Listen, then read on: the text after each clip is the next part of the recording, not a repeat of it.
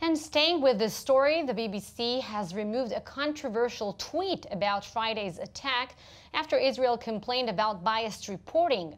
The original headline said, 3 Palestinians killed after deadly stabbing in Jerusalem, which Israel believes gives the misleading impression that the people killed were not, in fact, the terrorists.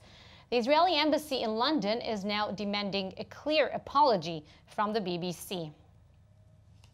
Now, to discuss this, we want to bring in Daniel Pomerantz, senior editor of Honest Reporting. Can you hear us, Yes, Daniel? I hear you. You can hear us. Thank you. Daniel, it's definitely Yes, not I can. the first time that Israel complains about the BBC's headlines.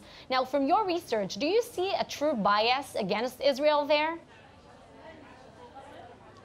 Well, you know, we read hundreds of articles every month, and we see the BBC frequently being an offender with exactly this type of bias. They often emphasize the death of the terror attackers, and sometimes, as in this case, don't even mention at all that they were involved in an attack. But it's not only the BBC, as we know, that has come up with similar headlines in the past. Can you understand maybe the reporting logic behind it? You know, it's difficult to understand. The media includes a lot of people, and everyone comes with their own way of thinking. Some might have an intentional bias against Israel. Some might simply not understand the situation and not care to learn.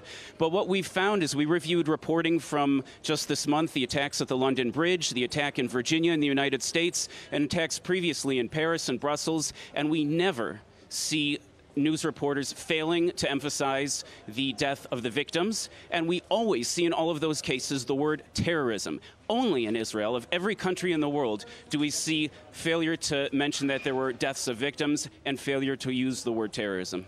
But sometimes, as we know, with the Israeli definition, of course, Israeli media definition of terror is not like the international definition of terror. Isn't it so? Because Well, the important thing is that we see a clear double standard. Whatever definition anyone's using, they're clearly using one in every country in the world and a different one in Israel. The attacks, for example, just this past week at the London Bridge, we didn't know at first whether they were tied to any particular organization. We didn't know the motivation, and yet almost every headline used the word terrorism when speaking about them. And as we saw, this prompted both Donald Trump Jr. and Prime Minister Netanyahu to take immediate action in responding to this. And Honest Reporting is constantly responding to these, even when they aren't quite high profile enough to attract the Prime Minister's attention. Daniel, did past complaints to media outlets by Israeli citizens or officials succeed?